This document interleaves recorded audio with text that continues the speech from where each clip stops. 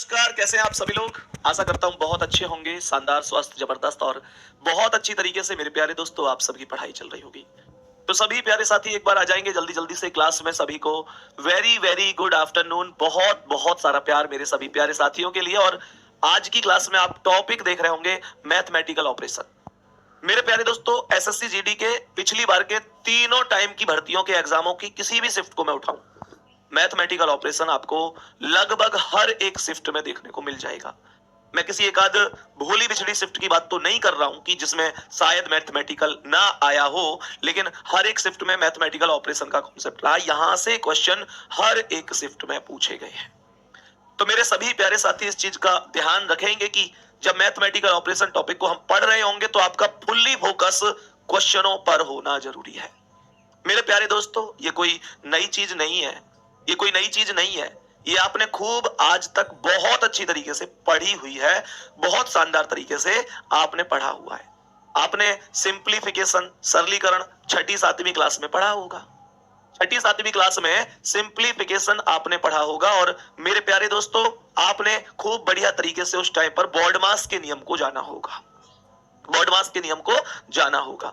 मेरे प्यारे गुड्डा, बॉडमास के नियम का मतलब सीधा सीधा बन जाता है bracket of divide, multiple, add और सब्सट्रैक्ट।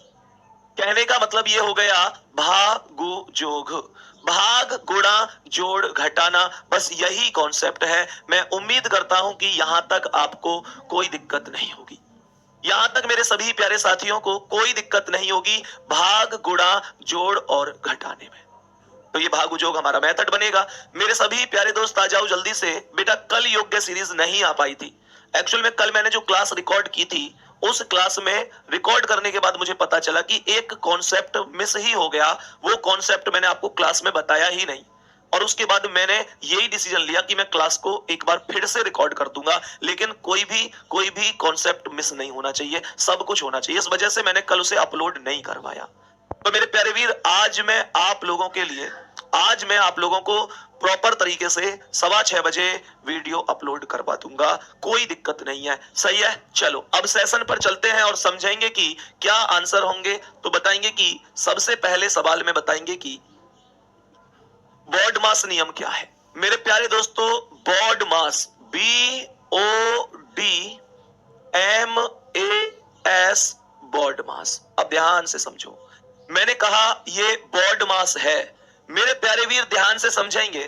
बॉडमास जो है वो ब्रैकेट को दर्शाता है। किसे दर्शाता है? बॉडमास ब्रैकेट को दर्शाता है। ध्यान से समझना, मैंने आप लोगों से कहा ब्रैकेट को दर्शाएगा। और ब्रैकेट में भी मेरे प्यारे वीर सबसे पहले ये ब्रैकेट होता है। सबसे पहले एक मिनट, इससे पहले भी एक और होता है रेखा कोष्ठक।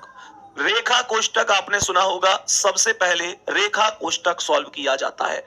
जैसे मेरे प्यारे गुड्डा, किसी भी अंक के ऊपर एक लाइन होती है। मैंने आप लोगों से क्या बोला? मैंने बोला रेखा कोष्ठक के बाद ये कोष्ठक होता है छोटा कोष्ठक, सही है।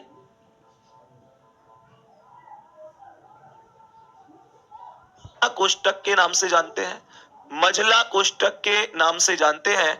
और मेरे प्यारे दोस्तों, एक कोष्ठक लास्ट में आता है जिसे हम बड़ा कोष्ठक के नाम से जानते हैं, सही है। इन कोष्ठकों में बच्चों को कई बार पूरा का पूरा ये सस्पेंस हो जाता है कि मैं कैसे कर पाऊंगा, है ना। मेरे प्यारे दोस्तों, इनकी एक ट्रिक हमारे टीचर जो थे उन्होंने बताई थी कि एक बार एक पिताजी थे, उनके 4 बच्चे थे, एक लड़की थी और 3 लड़का थे। तो वो एक बार मिठाई लेके आए, चारों के चारों बच्चे भागे कि पापा पहले मिठाई मुझे चाहिए, पापा पहले मिठाई मुझे चाहिए। तो उन्होंने कहा कि ना, सबसे पहले मिठाई मिलेगी कन्या को। सबसे पहले मिठाई कन्या को मिलेगी। कन्या का नाम रेखा था, तो पहले कन्या को मिठाई मिली। फिर बोले कि अब मिठाई मिलेगी छोटे वाले बच्चे को, फिर मिलेगी बीच वाले को, और बड़े वाले तुझे सबसे बाद में मिलेगी, क्योंकि तू बड़ा है, तू समझदार है, तुझे बाद में मिलेगी। तो ध्यान रखना, पहले कन्या रेखा, फिर छोटा, फिर बीच का मझला, मझला मतलब बीच का, फिर बड़ा, सही है। अब समझो ये चीज। उसके बाद मेरे प्यारे गुड्डा यहां पर आ जाता है ऑफ, जिसका अर्थ हिंदी में का होता है, जिसका साइन गुणा बन जाता है। मैक्सिमम सवालों में ब्रैकेट और ऑफ चीजें नहीं बनती हैं। मैक्सिमम सवाल ऐसे हैं जिनमें ब्रैकेट में ये चीजें नहीं बनती हैं। मेरे प्यारे दोस्तों, ये 4 चीजें फिर महत्वपूर्ण बन जाती हैं। जैसे D for divide. D for divide, M for multiply, A for add होगा, S फॉर सब्सट्रैक्ट होगा। कहने का मतलब इसे हमने बचपन से अब तक मेरे प्यारे दोस्तों भागु जोग के नाम से भी पढ़ा होगा। हमने इसे भागु जोग के नाम से भी पढ़ा होगा, जिसमें भा का अर्थ भाग होता है, गु का अर्थ गुणा होता है, जो का अर्थ जोड़ होता है, घ का अर्थ घटाना होता है।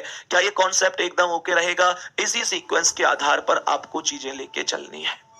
दूसरी बात, हम ये बहुत अच्छी तरीके से जानते हैं कि अगर ये क्वेश्चन डायरेक्ट है कि 5 गुणा 8, तो मेरे प्यारे दोस्तों मैं कहूं कि 5 गुणा 8, तो मेरे प्यारे गुड्डा इसका अर्थ 40 है, मैथ की अगर मैं बात करूं।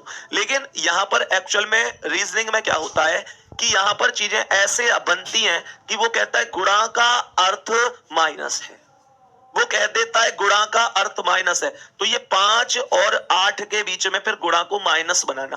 कहने का मतलब हुआ कि चिन्हों को मेरे प्यारे दोस्तों, चिन्हों को अलग अलग चीजों के आधार पर चिन्हों को बदलता हुआ जब चलता है तो हम कॉन्सेप्ट पर कहते हैं कि ठीक है, हम यहां पर मैथमेटिकल पढ़ रहे हैं। सही है? यहां तक के कॉन्सेप्ट में किसी को कोई दिक्कत नहीं है। चलो अब ध्यान से समझना मेरे प्यारे गुड्डा, ये कॉन्सेप्ट ओके हो गया। अब ये पहला सवाल आ गया। पहला सवाल बोर्ड पर आपके सामने है, मुझे बताएंगे कि क्या आंसर होने वाला है।